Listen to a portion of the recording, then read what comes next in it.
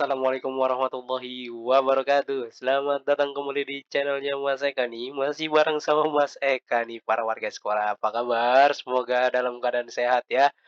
Ya, suaranya memang agak sedikit bindeng-bindeng nih ya Mas Eka nih, karena sedang flu ya. Mudah-mudahan nggak parah nih flu-nya ya. Oke, Mas Eka nggak bosan-bosan, di video kali ini Mas Eka masih akan memberikan informasi kepada para warga sekolah. Tetap semangat lah pokoknya ya untuk warga sekolah mah ya. Di video kali ini Mas Eka akan memberi informasi atau berbagi informasi kepada para warga nih, karena banyak yang nanya nih ya. Saya sudah ditetapkan di DTKS, kira-kira berapa lama ya Mas Eka sampai nanti saya dapat KJP-nya? Nah, itu pasti banyak yang nanya kayak gitu ya, karena video sebelumnya kan di sini sudah ditetapkan ya, apakah perlu daftar lagi? Itu nggak perlu ya, sudah dijawab di sini. Nah, kalau sudah ditetapkan dari penetapan yang ada di DTKS ini, nah, itu prosesnya berapa lama sih Mas Eka sampai benar-benar kita menerima bantuan KJP atau terdaftar di KJP?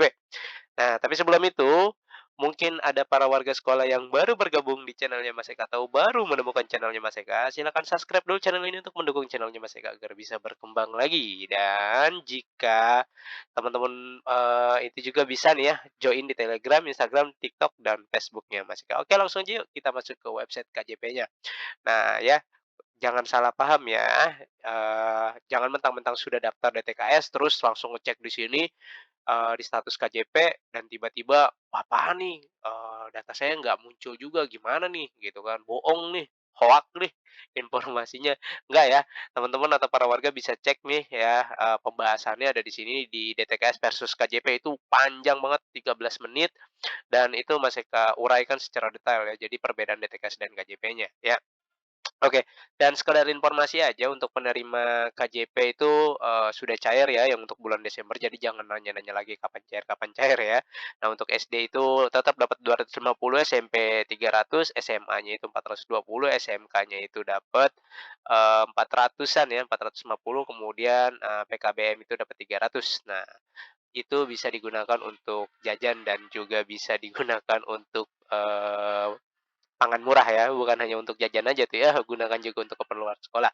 Dan untuk yang KJMU juga kemarin sudah cair semua ya, alhamdulillah ya, gunakan untuk, keperluan kuliahnya. Nah, sekedar informasi ini untuk para warga semua ya, jadi untuk yang belum sama sekali daftar DTKS, pendaftaran DTKS untuk tahap keempatnya itu, sudah mulai dibuka per tanggal 15 November kemarin ya, sampai dengan 15 Desember nanti nih, tinggal beberapa hari lagi ya.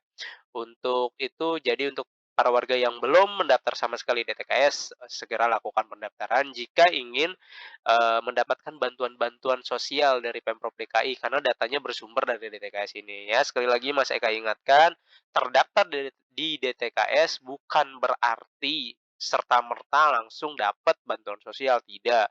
Ada proses dan ada kriteria dari setiap bantuan yang akan diterima gitu ya. Contohnya dalam hal ini KJP.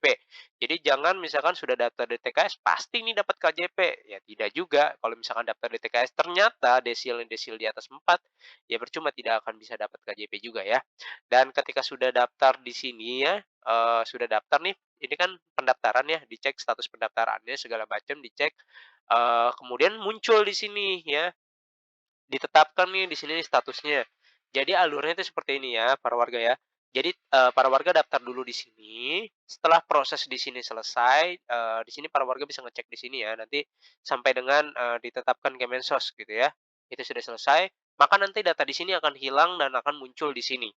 Ketika sudah muncul di sini dan ditetapkan gitu ya, di bulan apa, nanti data ini sampai dengan ditetapkan oleh Kemensos baru bisa digunakan untuk keperluan KJP. Baru deh setelah nanti ditetapkan, sebagai penerima KJP, para warga datanya bisa muncul di sini ya. Jadi kalau misalkan masih ada di sini, masih masih muncul di sini itu tinggal tunggu aja dan ini juga muncul di sini tidak serta-merta ada di sini gitu kan, sampai nanti ditetapkan. Jadi berapa lama Mas Eka prosesnya? Nah itu prosesnya itu lumayan panjang ya. Jadi dari sini aja ini ada 13 atau 14 tahapan Mas Eka agak lupa ya. Itu bisa disimak di sini ya. Pokoknya di sini nih ya. Itu ada beberapa tahapan yang harus dilalui di sini.